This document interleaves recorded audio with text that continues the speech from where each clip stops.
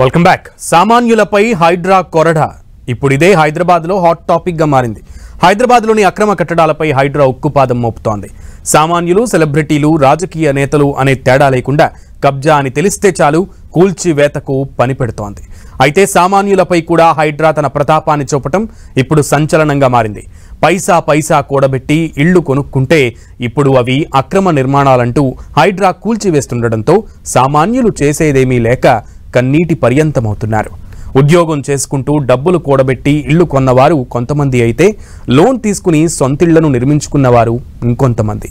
అయితే ఆ నిర్మాణాలు FTL బఫర్ జోన్లో ఉందంటూ హైడ్రా కూల్చివేస్తుంది. కనీసం నోటీసులు కూడా ఇవ్వకుండా కూల్చివేస్తున్నారంటూ సామాన్యులు ఆగ్రహం వ్యక్తం చేస్తున్నారు.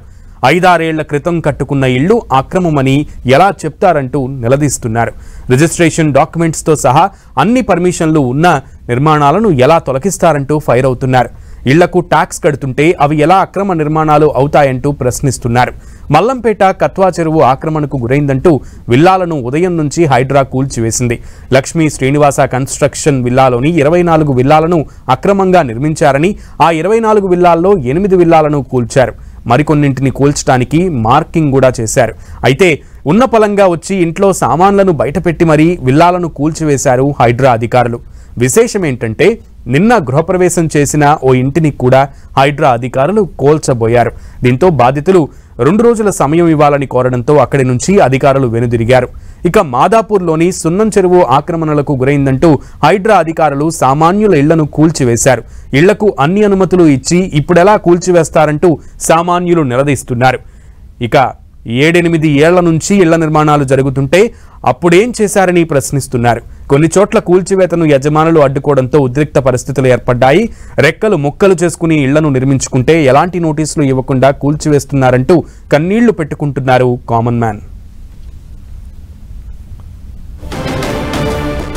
అయితే సామాన్యుల గోడును విన్న హైడ్రా కమిషనర్ రంగనాథ్ కీలక ప్రకటన చేశారు. ఎట్టి పరిస్థితుల్లోనూ సామాన్యులు ఇప్పటికే నివాసం ఉంటున్న గృహాలను కూల్చబోమని తెలిపారు. ప్రస్తుతం నిర్మాణంలో ఉన్న కట్టడాలను మాత్రమే కూలుస్తున్నామని స్పష్టం చేశారు. మాదాపూర్ సున్నం చెరువు, దుండిగల్ మల్లంపేట చెరువులో అక్రమంగా నిర్మించిన వాటిని మాత్రమే కూల్చివేస్తామని క్లారిటీ ఇచ్చారు రంగనాథ్.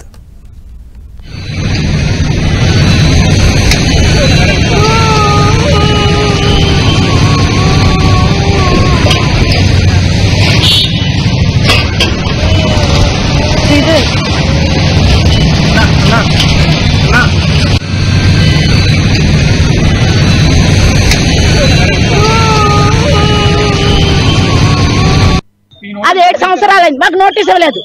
నోటీసులు అయినా అది కోర్టులో ఉంది. కోర్టులో మేము రీకౌంట్ సర్వే, కోర్టు కూడా చెప్పింది రీకౌంట్ సర్వే చేయండి, రాంగ్ ఉంటే ఏం చేయాలో అని. ఇప్పుడు రీకౌంట్ సర్వే ఎందుకు చేయలేదు? రీకౌంట్ సర్వే చేయమని ELC ఉంది, అది అన్నీ ఉన్నాయి, ఇదిగో పర్మిషన్ ఉంది, కోర్టుకు వెళ్ళిన కాగితాలు ఉన్నాయి.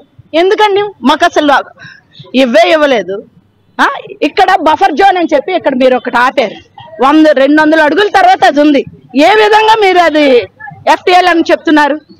ఏ విధంగా బఫర్ జోన్ ఇక్కడ ఉన్నప్పుడు FTL అది ఎలా అవుతుంది? 200 అడుగుల పైన ఉంది అది. పోనీ ఇది ఇలా ఉంది, తప్పు ఉంది, ఒక నాదుడు లేడు మాకు చెప్పడానికి. ఇక్కడ మీది రాంగ్ అని చెప్పి మీరు కొట్టండి, కొట్టొద్దని మేము అంటాం లేదే. అన్యాయంగా ఉంటే కొట్టేయండి. మేము డబ్బులు ఇచ్చుకొని అన్ని చేసి ఇంత బిల్డింగ్ కట్టుకొని మీరు ఇప్పుడు వచ్చి కట్టేస్తుంటే మరి అప్పుడేం చేశారు? అందరూ అప్పుడేం చేశారు? మాకు అమ్మినప్పుడు తెలియలేదా? మేము రిజిస్ట్రేషన్ చేయించుకున్నప్పుడు తెలియలేదా? LRS URSలు కడుతున్నప్పుడు మీకు తెలియలేదా? పండు కడుతున్నాం అన్ని మీకేం తెలియలేదా? ఇప్పుడు మీకు తెలిసిందా? ఇంత డబ్బు ఖర్చు పెట్టుకునేక మీరు వచ్చి మమ్మల్ని కొడుతున్నారు.